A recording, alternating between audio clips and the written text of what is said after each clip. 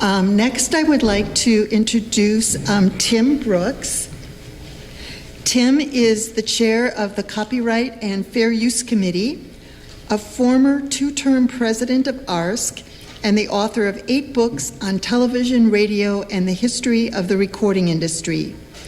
He has been leading ARSC's efforts to reform the U.S. copyright system since the early 2000s. He's been at it a long time. This has involved conducting studies, testifying at Copyright Office hearings, and meeting with government decision makers in Washington, as well as with industry representatives from the RIAA. And as he says, he has the scars to prove it. The title of his paper is How to Deal with Copyright in the Age of Digital Scholarship. Tim.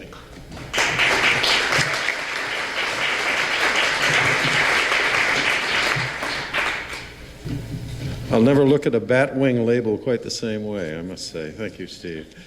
All right. First of all, I want to make some comments on, and practical suggestions, I hope, on the use of copyrighted materials by scholars and archives. Second, we'll have a little bit of an update on recent copyright developments. And finally, and hopefully three relevant and recent case histories that I think will be of interest to you. So, first of all, using copyrighted material for criticism or comment is almost always fair use. We'd all like, I'm sure, nice, clean, bright line rules about how much we can use, what we can do. Unfortunately, in the world of copyright, there are very few bright line rules. However, there are some common sense rules which will help you, if only to give you some confidence, but also give you some pretty good defenses too. One of them is the length of the excerpt. Now there's folk wisdom out there that you can use up to 30 seconds of a recorded piece, a copyrighted piece, or you can use no more than half of it. There's none of that in terms of specifics in the copyright law. However, shorter is better. Use what you need to use for your presentation or your lecture or whatever you're using it for.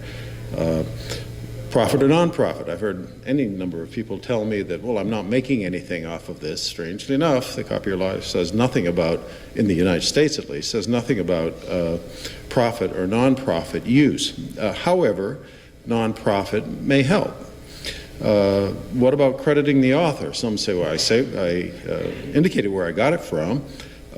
Nothing about that in the copyright law either. However, creators have egos, and that can help you too. So sometimes that makes sense to do. And finally, how widely distributed the copyrighted piece that you want to use in your presentation, your exhibition, your website, whatever it is, can be a factor too. Again, no fixed rules on this, but if what you're doing to fulfill your mission, or the mission of your institution, only requires it to be local, then keep it local. Why go wide? If your mission, as is often the case, is to get it out as broadly as possible, then do that. But use some common sense on these things, and even though they're not written into the law, those things can help. Now, almost all lawsuits, if you look at the legal history of this, are over commercial uses of recordings.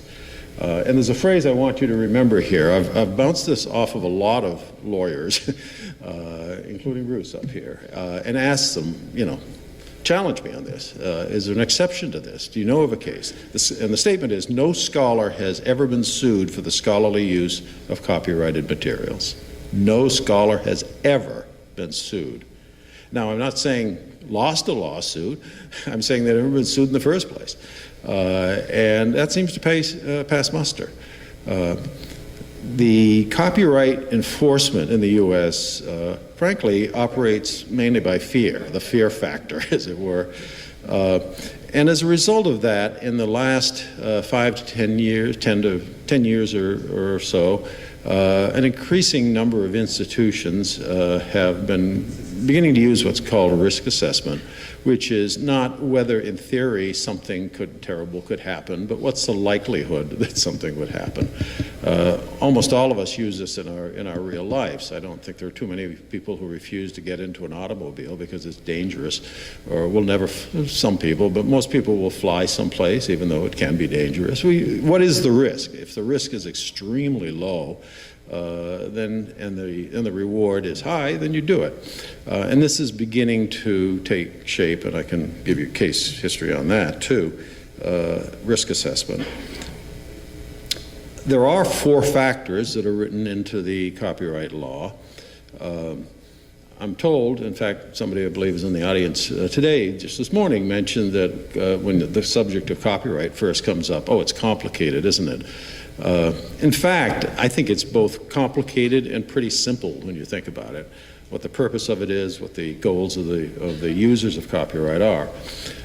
So there's 4 things that the law says. None of them are these specific bright lines, but I think they're pretty clear. The first is, what is the purpose and character of your use?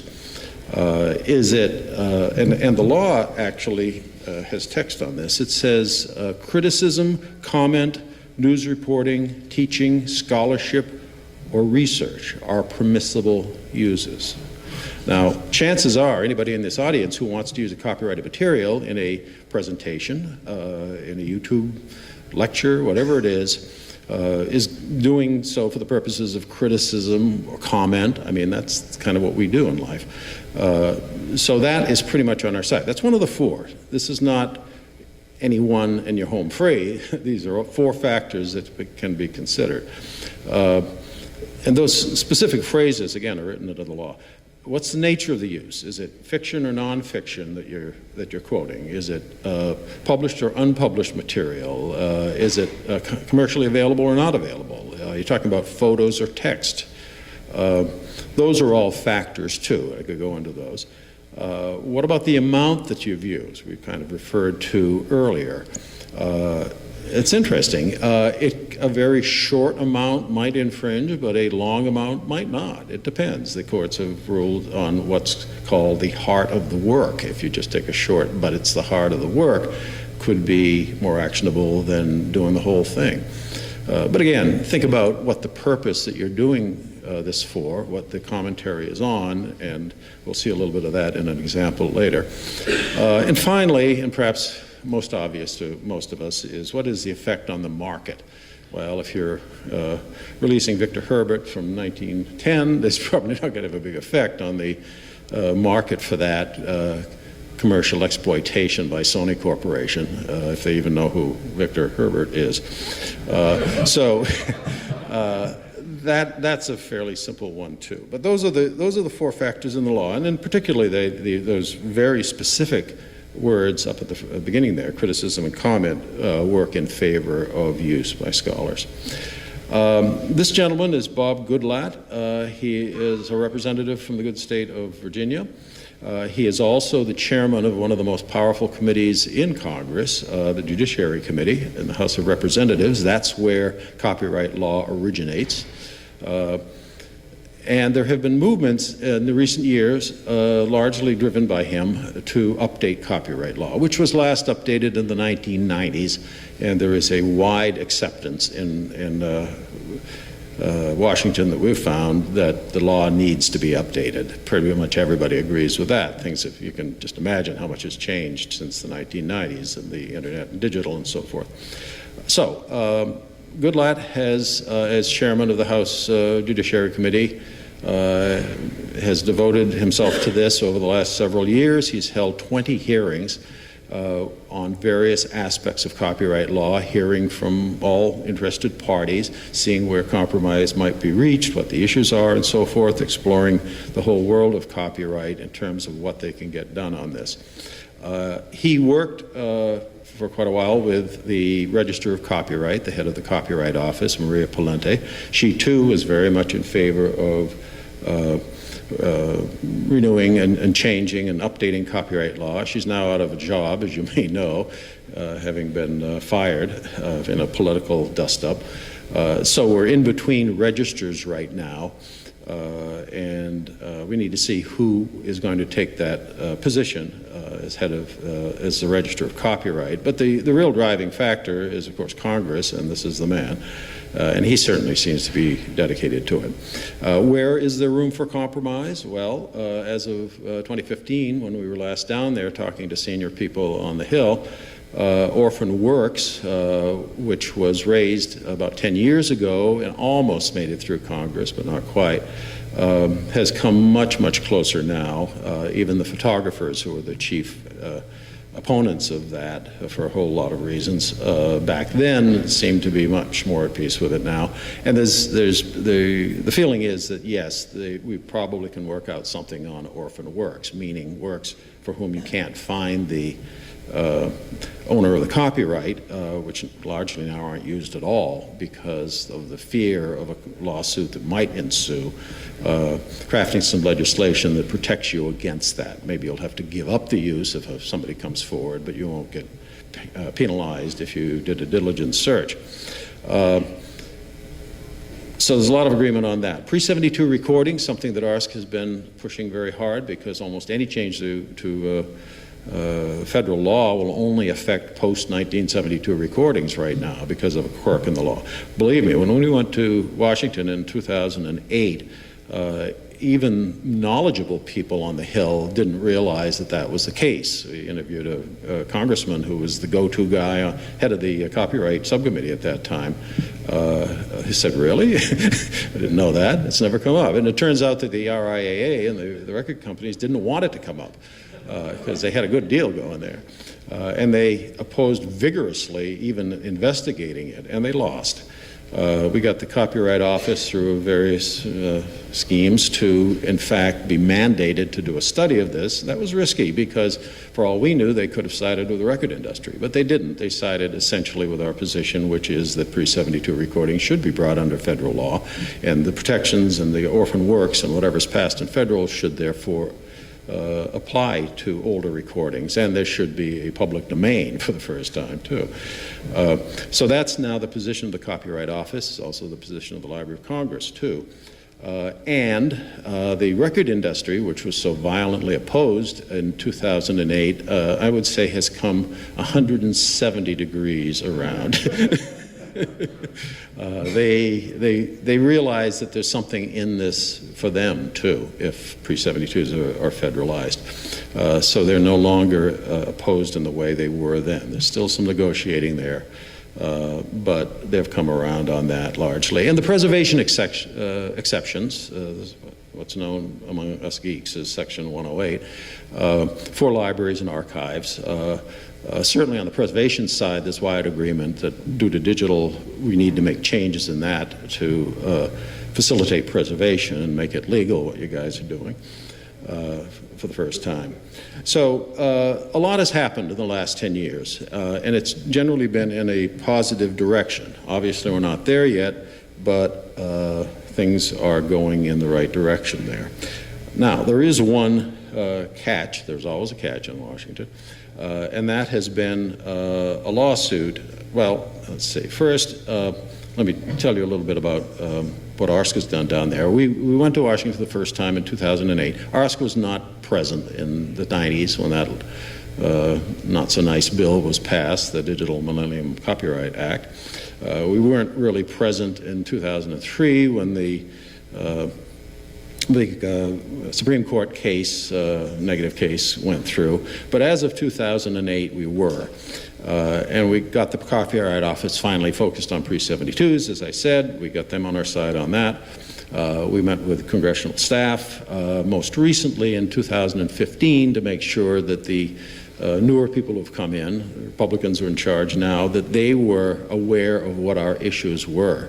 And I must say, you'll get all kinds of opinions in Washington, including lawyers down there who'll say nothing will ever change. Nothing, nothing, nothing. But if you don't talk with the politicians or the chief counsels to the politicians, who are perhaps even more important on the Hill, that's where I'm getting what I just told you about how things are shifting there. And I must say, the chief counsel to the Goodlatte himself, the man who's in charge down there, was so helpful that he was strategizing with us about how we could get some of our goals achieved politically, which is certainly positive to hear, as opposed to a pro forma meeting. Thanks a lot, guys. So there seems to be some positive things going on. The latest wrinkle, however, is something called the Flo and Eddie case. There's Flo and Eddie. They're characters. They're two rock musicians, now aging, I guess you could say. They own the rights to the recordings of the Turtles. How many people remember the Turtles? Oh, a lot of people, yeah. Happy Together, right?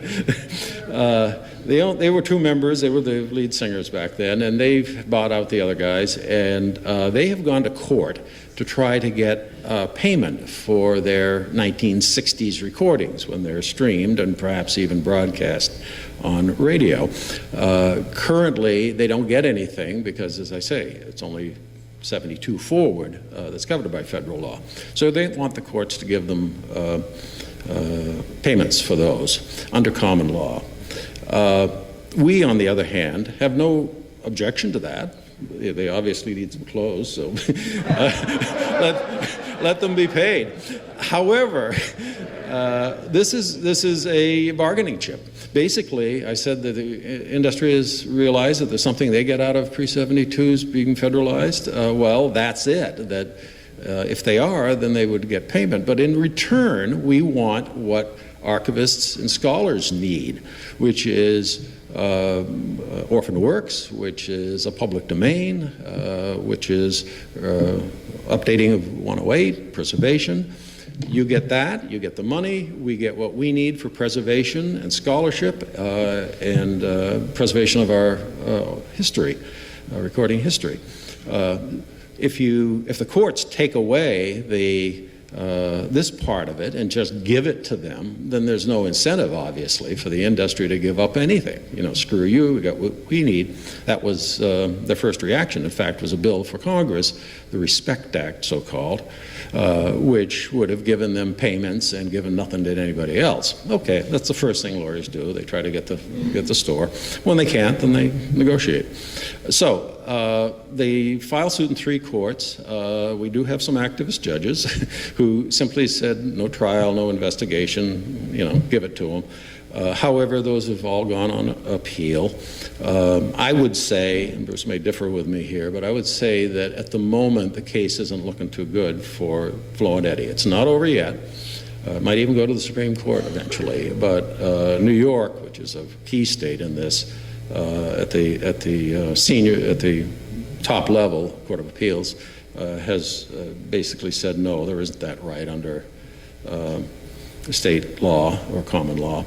And Florida wasn't very favorable to them either. That's on appeal. Only California was, but even that's still on appeal as well. So this may well play out, like the courts move slowly. So far, it's looking like it probably will break our way, but we don't know yet. And even if it does, Congress, of course, could intervene. So, the 3 cases, all relevant to YouTube. This is Lawrence Lessig, who is a Harvard law professor and probably the most famous copyright lawyer in America. Author of numerous books about copyright, very influential books. He's argued before the Supreme Court. He knows his stuff. And in 2010, he used clips by a band called Phoenix in a lecture which was posted to YouTube. He was showing how users can remix and post songs using those short clips as examples, 2010. Well, in 2013, the label for that band, Australian label, sent a takedown notice to YouTube. They said that clips of our band that we own the rights to are being used, so take it down. By the law, YouTube has to do that, just on notice. This is one of the few areas where you're guilty until presumed innocent, until proven innocent. However, there is an appeal process, and Lessig then filed a counter notice YouTube put it back up, and the label then threatened to sue him. And they didn't know who they were suing, I guess, because he then countersued for abuse of copyright, which you can do. He was supported by the Electronic Frontier Foundation, who thought this was a juicy case. He was quoted at the time as saying, "Too often copyright is used as an excuse to silence legitimate speech," which I think is an interesting quote. They hissed and spit back at each other for about 6 months, and then rather suddenly the label caved. They settled, they changed their procedures, and they paid, more importantly, an undisclosed amount to Lessig and the EFF. It was a big win for fair use, in other words. In 2016, Sony Corporation demanded takedown of a lecture by another Harvard professor, William Fisher, which used clips by Jimi Hendrix in a lecture about copyright. The irony of this was picked up by the press, using copyright to suppress a lecture on copyright.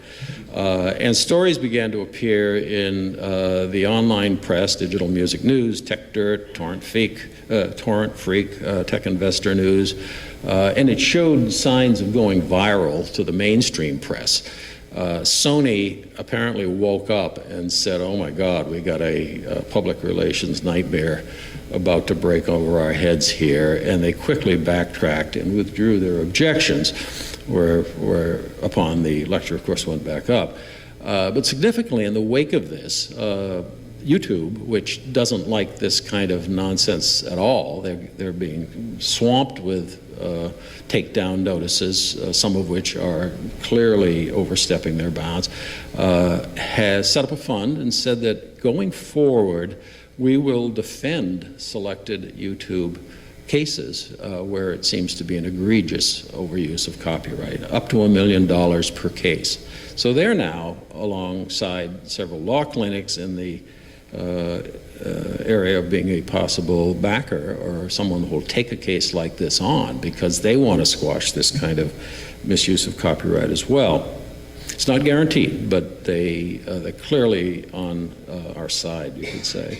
Now, case number 3 is very close to home. This is ARSC. In 2015, we began recording and posting lectures from the New York chapter, as you may know, one of which was a 2-hour lecture by Vince Giordano on his recreation of period music for the HBO series Boardwalk Empire. As some of you may know, Vince is a professional musician. He leads a band called the Nighthawks, which has some national recognition, plays all over the New York area. And he's an expert on early recordings as well. So he certainly knew what he was talking about. And what he did in the course of this lecture, which I would recommend to you, by the way, is use 35 audio clips, mostly in pairs, and he would play 1 minute to 2 minutes of a 1920s recording by Sophie Tucker or somebody who was appearing in the series, not her, but her character, and then he would play his modern recreation of this, and he would describe how he had to change the instrumentation, how he had to adapt arrangements to make this modern high-fidelity recording recreate not only literally but in terms of atmosphere what a recording sounded like by a star like that in the 1920s. Sony and Universal Music and their agents immediately demanded a takedown of this. They cited 18 specific clips as infringing their copyrights. When I say immediately, I mean immediately. Within minutes after the lecture was posted, the takedown notices came in. Clearly, this was not somebody looking at it and saying, I want this taken down. This was computerized. YouTube has a system called the Content ID system, which is a large library of audio clips, a very large library, and it electronically matches, audio matching, anything uploaded to see if it matches anything in their giant library. And Sophie Tucker was in their giant library. It saw Sophie Tucker. It, without a human intervention, automatically spit out a takedown notice. YouTube gets millions of these automated takedown notices every year. They don't like it, of course, but they get millions. The industry is trying to beat them into submission, would just bury them in takedown notices. Google gets more than 1 billion, actually. The owners claimed, as I say, that 18 of those clips were infringing. I don't know if they missed the others, but anyway, 18 of those clips. Or rather, the computer said that they did. And as a result, the lecture was blocked worldwide. The ARSC committee, Copyright Committee, discussed this. This was the first time we had encountered this. First time most of us had had any experience with this. We learned YouTube's rules. We filed a dispute on fair use grounds, which is fairly easily done. That went to YouTube, challenging this takedown. Under the rules, Sony Universal has had 30 days to respond. Then YouTube would adjudicate. But only 3 of the 18 challenges were confirmed by the copyright holders. 3 of them were withdrawn, and 12 drew no response at all. And YouTube, in fact, restored the lecture after about 2 weeks. I didn't even wait for the 30 days. Somebody at some point looked at it and said, this is nonsense. Of course it's a lecture. He was talking over some of the clips.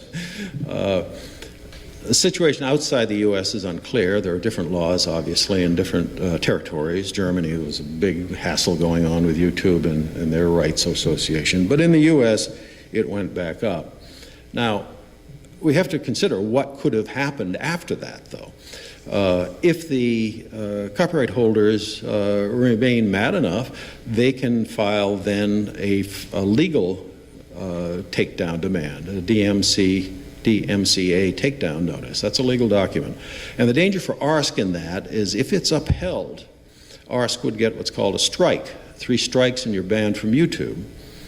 But there's also danger for the copyright holder in doing that. First, it's a legal document, and if you misstate clearly something you should have known, such as your ownership chain or something, you have a risk of perjury. I mean, this is illegal. There's also the danger that you'll do what Lawrence Lessig did. You could sue them for false takedown, for abuse of copyright. Well, you might say ARSC is a small organization. We can't afford to go to battle in court with these deep-pocketed people. But we wouldn't. Within the short span that this happened, there were 2 law clinics that indicated interest in this case, one from Stanford and one from George Washington University. And as I mentioned, YouTube itself is now on record as saying that they might defend some of these cases. Why would they put the money up to defend us? Well, they're actively looking for a case like this. They want a case like this. They want a precedent. And an adverse judgment against the copyright holders in a case like this would be a legal precedent. That's why it's dangerous to the copyright holders to try to pursue this, because they get much more by fear than they get by law. And as a result, the risk of actually being sued is quite low. And that's back to the statement, no scholar ever been sued. Since this time, by the way, there's been another case, Western Swing lecture, which again got a takedown notice, was again challenged using, I think, the same language by Andrew Hansbrough, who runs our YouTube operation, and it immediately went back up. So in summary, use risk assessment and common sense, some of the things I talked about earlier. Copyright holders are highly unlikely to ever sue over an academic use. Remember those commentary, analysis words that are in the statute. They don't want a court case that goes against them. This is in some ways more dangerous for them than it is for us. The courts also, in a string of cases in the last few years, have been increasingly sympathetic to fair use defense, even in cases which might seem kind of extreme, the Georgia University case, for example, in ruling on the side of fair use and allowing the use of copyrighted materials because of that. And finally, YouTube was fair, I must say, in ARSC's case in this. They're basically on our side in this. So I leave you with the statement that I began with, and I hope you all remember this. No scholar has ever been sued for scholarly use of copyrighted materials. Thank you.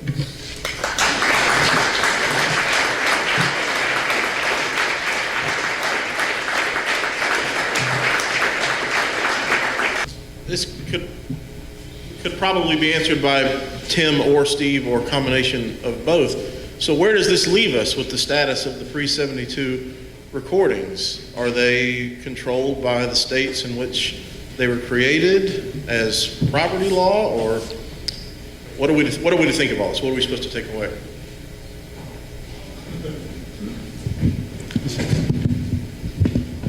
As you've probably detected from the last two talks, there are some differences of opinion. Is good in a free society. But in terms of practical use, which is what I emphasize, practical use, I stand by what I said in the talk, which is that no scholar has ever been sued for scholarly use. So if that's what you're contemplating, then your risk of any kind of attack on that basis is quite low. And if it ever should ever happen, remember those law clinics out there just waiting for a juicy case to use on defense. That's the practical answer. On a legal answer, depends on who you talk to, lawyers. Courts have decided differently. People have been, the Progress Clause, I would argue, says that copyright is not like a house or like a building. It's something very different, intellectual property, for the reasons of the of intellectual progress. But different decisions on that have come down legally. However, I come back to the practical side, which is no matter what you say legally, nobody's been sued for this kind of thing.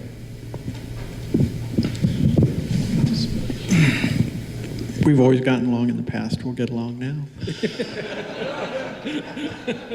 My practical advice can really be boiled down to like 4 words: stay off the internet. I think if you do it, don't do it on the internet. The reason for that is because the controlling law on the internet is not so much copyright law, it's contract law. Contract law of the service provider you contact with and the service provider who is then streaming it out into the world, and they all have conditions which control you. They all have conditions on that contract back behind there that allow them to go snooping for you if a complainant, particularly a deep-pocketed complainant, wants them to go looking for you. So if you wanted to disseminate music, you wanted to disseminate historical music, consider the now very affordable route of vinyl or CD, but don't do it on the internet, because the internet is with corporate dominance of digital communication, it's a very dangerous place, and not necessarily for law, but because of that degree of corporate dominance. Big bad wolves in the forest.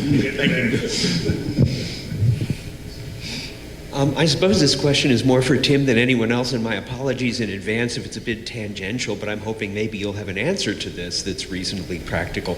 But a couple of years ago, I was approached in panic by the cello professor at my university, where I'm the music librarian. He'd taken his cello, gone up to the Rocky Mountains, and there recorded, unaccompanied, the second theme of the first movement of the Dvorak Cello Concerto, and posted it on YouTube, and was hit with a takedown order from YouTube. This is, of course, absurd unto delusional, because the piece was published in 1895.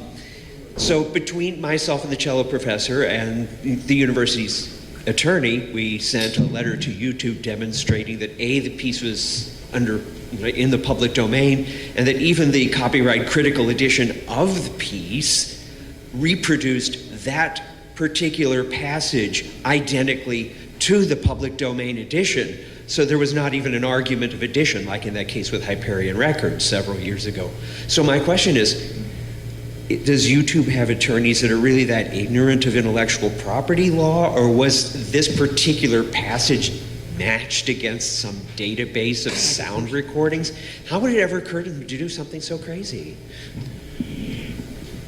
If he was to take his cello, walk into my living room and start playing, and I was to throw him out of my living room, would you think that a copyright argument was a particularly valid argument? YouTube is a private company. Yeah. It's a private service. It's their property. They can do whatever the hell they want with it. To hell with copyright law. If they don't like your face, they'll throw him off. It's not a public utility. It's the terms of service they offer to the people who want to post things, and it's right there in the terms of service. If we don't like your face, we'll throw you off. And yet they didn't. But you see, the copyright law is not the controlling law. It's the contractual law between the cello player and YouTube. That's what matters. Don't mistake them for a public utility or a public service. They're a private company seeking profit maximization, and if you're merely inconvenient, you're gone. I would accept that, but they were claiming a copyright violation.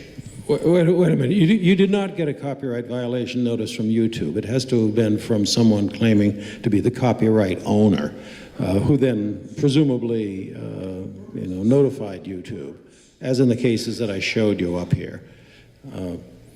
But so it depends on who made the charge in the first place. However, I must wait a minute, Mike.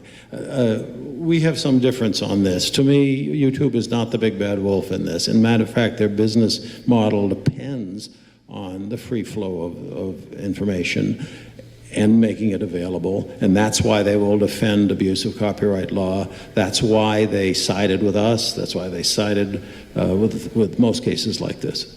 Yeah, go ahead. It probably wasn't the music, it probably wasn't the cello, it was the birds in the forest. There is a company in Australia that has been issuing takedown notices on people when they have their kids playing in the backyard and there are birds.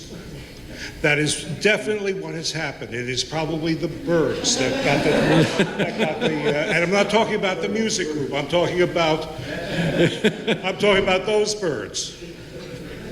There could be a book of humor, I believe, on copyright law, actually, with cases like that, yes. The lawsuit over the silence on a record, because, yeah, but they're the outliers. I mean, practically speaking, they're fun, but this is not what guides copyright law. Well, there were takedown notices for that. Leah would also like to thank you for not telling her about what had happened to Vince Giordano's video until after you had taken care of it completely, because it would have been a big worry if we had seen what was happening to that video during that period of time. My question is to Steve, really. Maybe about 20, 25 years ago, George Brachdanestad, in going through papers at EMI, came across information about a knurling process. Yes. Where the EMI masters that were sent to Victor would be, the grooves would be knurled. Is this now the process that you're talking about of the reconfiguration of the groove size? It's part of the patent. It's one of the processes in the patent. It's a very slow turning, knurled, what amounts to a needle with an edge to push rather than to cut away. And it deals with the inside wall in preference to the outside wall of the groove. The company actually implies, and I haven't really read the patent closely all the way through yet and put things into English, but it would seem that they consider the inside wall of the groove the weak wall, and the outside of the groove, basically the functioning groove, because centrifugal force would push the stylus against that when there was any kind of a conflict in use. And what they did was they also ran the turntable backwards. And the turntable on which they used the knurled stylus knob to create the even space that they were looking for, the turntable was running at something like 2 or 3 RPM. Because so this was an industrial process. Because And George I was still don't have, somebody, or, you know, if I find the time for it, I can sit down and analyze the whole thing, and, you know, at some point I'll publish the paper, and I simply don't know yet all the ramifications of this, because it's a difficult patent to read, no matter how much you know about the manufacturing process. Yeah, as George was using that to tell us, you know, the British pressings are better because the grooves have not been what altered. you're saying. You know, I think we have to bring to a formal close this session, but I think the speakers will be happy to stay a few minutes longer if any of you want to come up and discuss further. But in the meantime, can we give them all one last round of applause?